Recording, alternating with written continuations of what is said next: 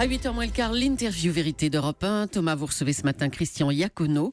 Son livre Le mensonge sort aujourd'hui aux éditions Sud-Arène. Le mensonge, c'est celui de son petit-fils qui, pendant des années, l'a accusé de viol avant de se rétracter. Entre-temps, Christian Iacono a vécu l'enfer. Il a été condamné à 9 ans de prison. Il en a fait 16 mois. Et il a finalement été totalement blanchi et réhabilité par la justice. Bonjour Christian Iacono. Bonjour. Votre cauchemar a duré au total près de 15 ans. Ça s'est achevé par votre acquittement en mars 2015. Aujourd'hui, comment allez-vous ? Bon, ça va beaucoup mieux, quand même. Je recommence à vivre, mais vous savez, une telle souillure, une telle accusation laisse des marques et des traces définitives. Je continue à avoir des cauchemars, probablement à cause des années passées en prison, à cause de la perte de mes mandats. Enfin, c'est quand même quelque chose qui ne se guérit pas facilement. Oui, parce que vous ou totalement. Vous étiez maire de Vence, notamment. Et justement, moi, je m'interrogeais, vous avez aujourd'hui 81 ans, vous avez été surexposé médiatiquement, bien malgré vous. Après tout ça, malgré ça, vous avez eu envie d'écrire un livre et d'en reparler, de remettre ça sur la place publique. C'est pas prendre le risque de réveiller des plaies pour vous ? Pourquoi ce choix, cette démarche ? Pour moi, c'est aussi un point final. J'ai pas pu m'exprimer comme je le souhaitais pendant près de 15 ans. J'ai besoin de laisser ce témoignage déjà à ma famille, aux enfants, aux enfants qui sont jeunes et ceux qui vont naître. Donc, je veux laisser un témoignage qui reste.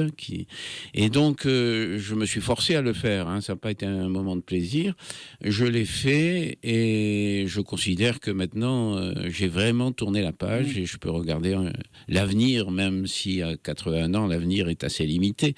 Mais enfin, je peux regarder devant moi et ne plus me retourner vers le passé, vers ces années sombres. Évidemment, puisque vous êtes innocent, on se dit que ça peut tous nous arriver, on a envie de comprendre. Qu'est-ce qui a cloché dans votre affaire ? Pourquoi vous a-t-on mis si bas alors que vous étiez innocent, Christian Iacono ?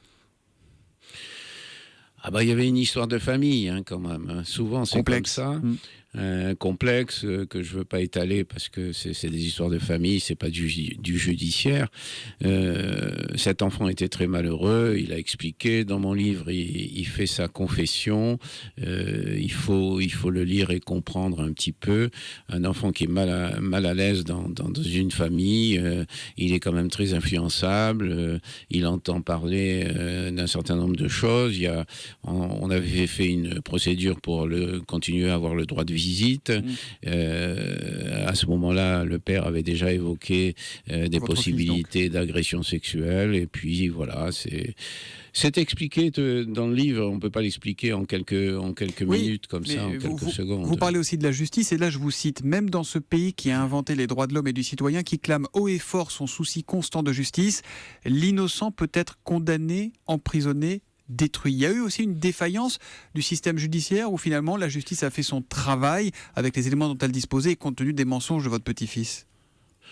Je pense qu'il y a eu une défaillance à la fois du système judiciaire et de certain nombre d'auxiliaires de justice, comme certains médecins qui ont fait une erreur.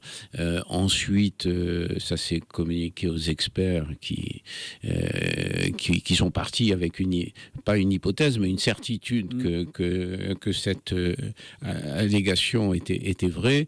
Et donc, j'ai essayé de montrer dans le livre que c'était une succession d'erreurs, chacun fait une petite erreur et on arrive à une grosse bavure, Et c'est un petit peu, ça a été un peu le cas dans d'autres affaires qui ont précédé, comme Outreau, comme Loïc Séché, etc. Quand la machine s'emballe, médiatique, judiciaire. La machine s'emballe, elle peut plus s'arrêter, et c'est terrible. On ne sait plus comment se défendre. Le problème, c'est ça. En dehors du fait que je veux dire, moi, je suis complètement innocent, qu'est-ce que je vais dire de plus ? Qu'est-ce que vous voulez que je dise ? C'est donc très difficile de se défendre, et je souhaite à personne d'être dans cette situation. Et malheureusement, je crois savoir qu'il y a quand même encore des innocents qui n'ont pas pu prouver leur innocence et qui subissent une punition. Moi, j'ai eu la chance d'avoir un enfant, un petit-fils qui s'est s'est rétracté, mais tout le monde n'a pas cette Sinon, vous cette seriez chance-là. peut-être encore en prison aujourd'hui, Christian Iacono. Je serais sûrement encore en prison, oui. Vous le disiez, vous avez été maire de Vence, vous étiez un notable respecté. Est-ce qu'aujourd'hui, malgré votre acquittement, malgré votre réhabilitation, le regard des autres sur vous a changé? Est-ce que vous lisez toujours le soupçon dans leurs yeux? Écoutez, dans ma ville, en tous les cas, je n'ai jamais senti un regard pesant, inquiet, qui m'évitait, etc. Les gens sont au contraire d'une gentillesse, enfin la plupart. Hein. Ceux qui ont quelques idées, quelques doutes ne viennent pas me le dire. Les autres se précipitent, m'embrassent. Je suis devenu beaucoup plus proche par mes malheurs finalement. Et chaque fois que je me promène dans la ville, j'ai toujours un Vensois, une Vensoise qui me saute au cou en me disant ça va mieux, monsieur Iacono, etc. Donc, sur ce plan-là, je suis quand même fortement rassuré, quoi. Les choses vont beaucoup mieux. Une dernière question, Christian Iacono, votre petit-fils aujourd'hui, celui qui vous a accusé, Gabriel, a 25 ans. Qu'est-ce que vous avez envie de lui dire? Je crois que vous ne voyez plus beaucoup, hein.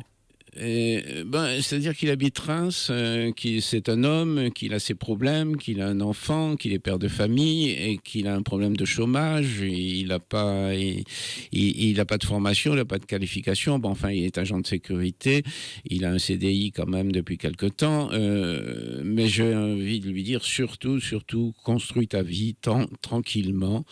Sans se précipiter vers tout ce qu'il a envie de faire, mais la construction part sur une bonne base. La bonne base, c'était sa rétractation, c'était de dire la vérité. La vérité a été dite. Maintenant, il faut essayer d'effacer les journées sombres et partir avec confiance et espoir dans le futur, dans l'avenir. Il a beaucoup d'années à vivre.